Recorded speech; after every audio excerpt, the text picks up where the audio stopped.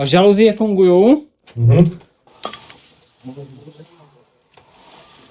No, OK, tak dnes nás čaká ďalšia nehnuteľnosť a začneme si video. Točíme na formát 4K, frameov a 42210 bit.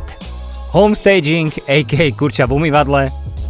Taká malá rada, nehýbem sa veľmi rýchlo, ale zase ani veľmi pomaly, pretože sa ti môžu ruky roztriasť. A niekedy dokonca si dám spátečku a cúvam. No a vždy používam CPL filter, aby som sa zbavil odleskov, tak ako na tejto doske. A áno, viem, mám zacapkaný displej. Poďme na fotky, fotíme na 3 razy. Raz, 2, 3. Raz, 2, 3. Raz, 2, 3. No a ešte pozdravím gazdu. Môžeme ísť na edit. Čas natáčania bolo cca nejaké tie 2 hodinky a edit zabral nejak tak podobne času. A áno, video je zrýchlené, nie som až takýto frajer.